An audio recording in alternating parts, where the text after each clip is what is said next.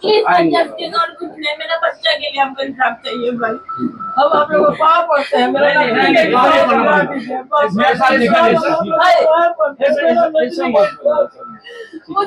কোনো ডাক্তার নেই, আমার মেয়ে একা ছিল ওখানে। কোনো ডাক্তার নেই, চিল্লাচিল্লি করতেছে, ডাকতেছে, না নার্স আসছে, না ডাক্তার আসতেছে, না কেউ আসতেছে।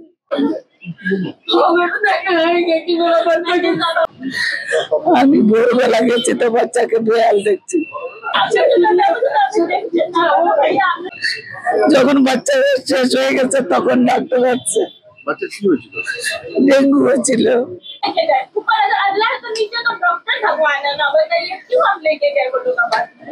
This program is brought to you by Dear Saptahic Lottery केवल 100 रुपयामा अनि जित्नुहोस् पहिलो पुरस्कार 1 करोड रुपया। Dear Saptahic Lottery भाग्य बदलिने बाटो। सिलीगुड़ी में डेंगू से एक बच्ची की मौत। खबर मिलते ही सिलीगुड़ी के मेयर गौतम देव पहुंचे नाबालिग के घर। परिवार ने नर्सिंग होम पर लगाया लापरवाही का आरोप। डेंगू से पीड़ित जायना खान की मौत की खबर फैलने के बाद सुबह मेयर गौतम देव खबर लेने उनके घर पहुंचे। परिवार ने मेयर के सामने कहा, बच्ची की मौत का कारण चिकित्सकीय लापरवाही है। 9 साल की जैना खान की पिछले रविवार की रात डेंगू से मौत हो गई। नाबालिग पिछले सप्ताह 4-5 दिनों से बुखार से पीड़ित थी। फिर पिछले शनिवार को जब उन्हें सिलीगुड़ी के एक निजी नर्सिंग होम में भर्ती कराया गया तो रविवार की सुबह जैना खान की मौत हो गई। सुबह कोलकाता से लौटकर जैना के परिवार से मिलने पहुंचे सिलीगुड़ी नगर निगम के मेयर गौतम देव, डिप्टी मेयर रंजन सरकार, मेयर परिषद, बोरो चेयरमैन, डॉक्टर और अन्य अधिकारी। मृतक नाबालिग के परिवार ने शिकायत की है कि बच्ची की मौत नर्सिंग होम में लापरवाही के कारण हुई है। उनकी मां ने मेयर से शिकायत की और गौतम देव के सामने हाथ जोड़कर उचित सुनवाई करने और नर्सिंग होम के खिलाफ उचित कार्रवाई करने को कहा। परिवार से मिलने और पत्रकारों से रूबरू होने के बाद मेयर गौतम देव ने कहा कि इस घटना को बेहद दुखद बताया। दार्जिलिंग CMOH ने डेंगू से होने वाली मौतों पर एक समिति का गठन किया है। इसके माध्यम से सही जानकारी सामने आएगी। साथ ही इस वर्ष इतनी बारिश हुई है कि जमा पानी को देखा जाना चाहिए। मेयर गौतम देव ने डेंगू से मरने वाले नाबालिग के परिवार के साथ खड़े रहने का आश्वासन दिया। এটা মর্মান্তিক ঘটনা। আমি সবটাই তো শুনলেন আপনারা। মা বলছে চিকিৎসা বিভ্রাটের কথা নার্সিংহোমে। তো একটা মেডিকেল টিম তৈরি করেছেন CMOH। সেই টিম টোটাল বিষয়টি পর্যালোচনা করছে। আর আজকে জরুরি ভিত্তিতে মিটিং ডাকা হচ্ছে 2টোর সময়। সেখানে হেলথের লোকেরাও থাকবেন। DM ম্যাডামের সাথেও কথা হচ্ছে আমার কালকে 2বার। তো অন্যান্য সবাই আমাদের কর্পোরেশনের health department, conservancy, medical college, Siliguri হাসপাতাল সবাইকে ডেকে দেখুন, আমরা 3 মাস আগের থেকে এবার ডেঙ্গি সচেতনতা নিয়ে আমরা ওয়ার ফুটিংসে কাজ করছি। এত বড় শহর, মাটিগাড়ার সাইডে, ডাবগ্রাম 2 এর সাইডে কিছু ডেঙ্গি পজিটিভ কেস পাচ্ছিল। শিলিগুড়িতে কয়েকটি ওয়ার্ডে অল্প বিস্তর ছিল।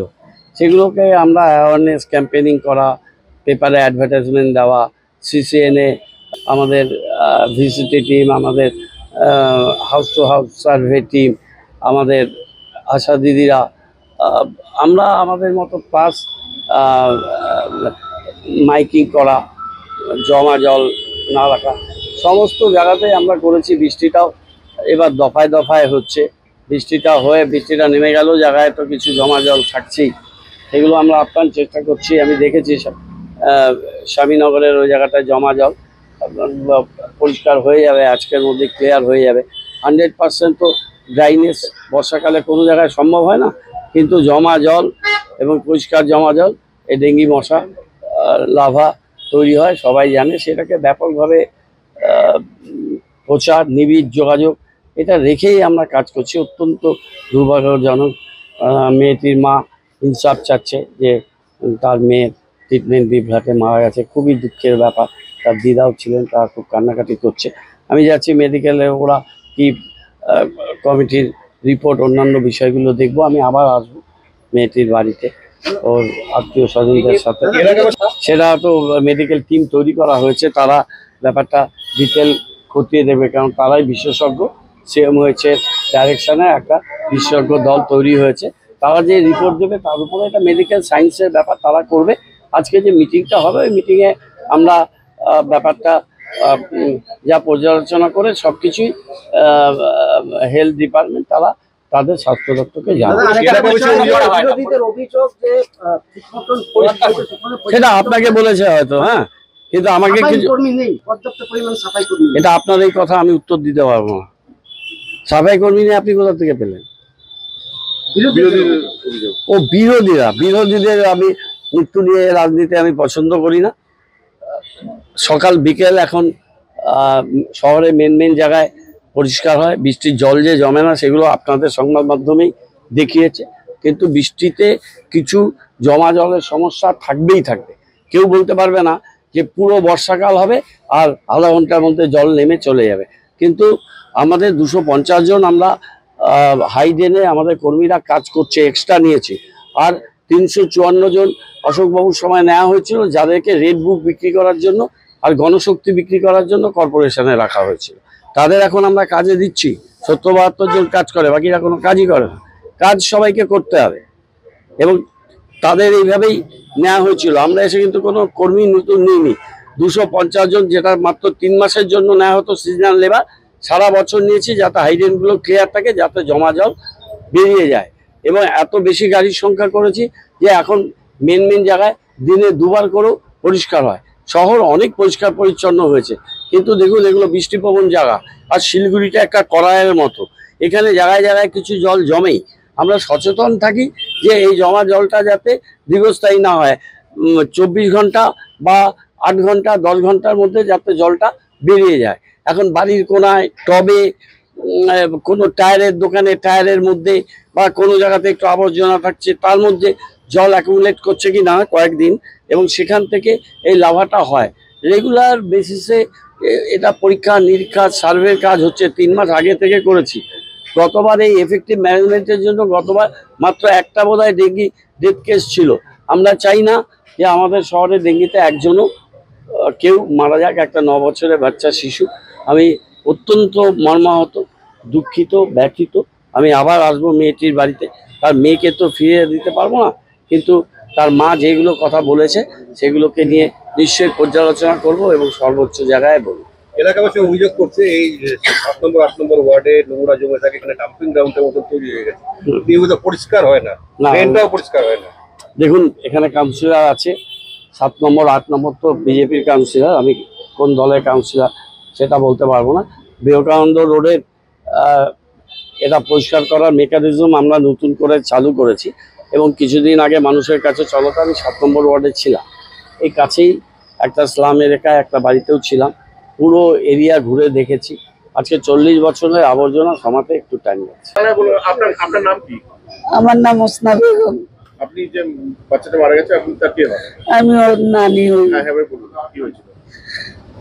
ওর রাতে 2টার সময় ওর রাত্রে পেটে ব্যথা হচ্ছে, কোনো ডাক্তার নেই। আমার মেয়ে একা ছিল ওইখানে, কোনো ডাক্তার নেই। ও চিল্লাচিল্লি করতেছে, ডাকতেছে, না নার্স আসছে, না ডাক্তার আসতেছে, না কেউ আসতেছে। আমি ভোরবেলা গেছি তো বাচ্চাকে বেহাল দেখছি। যখন বাচ্চা শেষ হয়ে গেছে তখন ডাক্তার আসছে। বাচ্চা কি হয়েছিল? ডেঙ্গু হয়েছিল।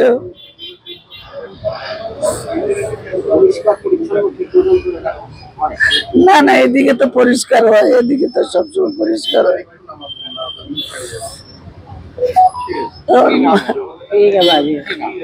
কার বাচ্চা যায় না, যায় না।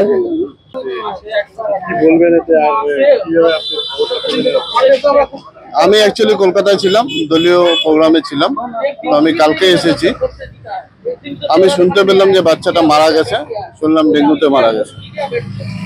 এবার আমাদের এখানে সাফ সাফাই হয় রেগুলার, হ্যাঁ কোনো সময় লেবার, অনেক সময় লেবাররা ঠিক মতো নাও আসতে পারে, তখন অনেক জায়গায় একটু কম হয়। এবার আমাদের ডেঙ্গু টিম সার্ভে করে, বাড়ি বাড়ি বলে যায়, কারণ এখন তো নিয়ম আছে 7টা বাড়ি একটা টিমকে করতে হবে। সেই হিসাবে করা হয়। এবার আমাদের এলাকা কোথাও এখনো পর্যন্ত ডেঙ্গুর কোনো একটা খবর পাইনি আমরা।